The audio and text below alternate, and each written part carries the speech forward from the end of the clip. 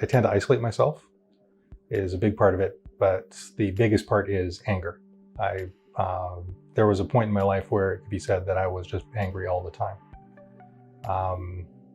And like sometimes I would be more angry and sometimes less angry. And when I was less angry, I thought of that as being happy. But yeah, that was the big thing for me. I was just angry all the time. I spent a lot of my early years afraid.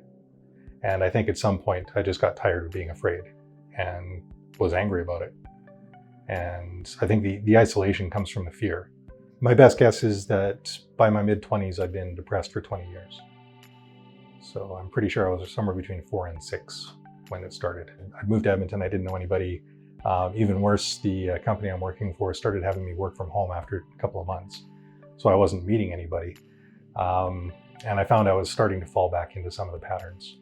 Mostly it was, I went on a vacation for my birthday last year. So I was moving back from Edmonton. Within 3 weeks of moving back from Edmonton, I was in Europe. Came back, then it was Christmas, and then I was looking to come back, or looking for the Calgary Counseling Centre. The exposure to the people was probably the most significant piece.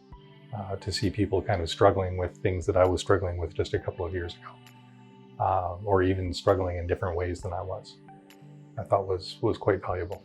In this, I could see that even the people who were struggling with the worst depression were not really feeling left out. They weren't feeling alone. While I'm doing counseling, I talk to my family about some of the results of it, but they're not involved in the decision whether I'm going to do it or not going to do it. Again, that's part of my isolation.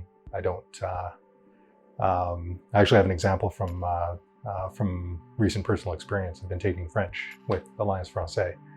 One of the classes I was in, it was getting close to, I think it was more than half done. It was about week 5 of 8.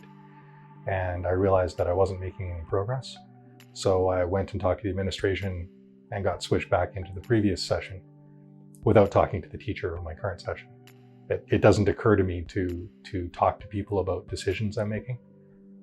To start with asking the question, why do I feel the way I do? Try some introspection. Try to understand yourself.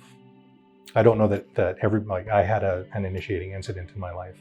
I don't know that everybody does, but I think particularly for me, the ability to share that initiating incident, particularly in the group, and not be shunned for it, is really what gave me the ability to move past it, a little bit anyway.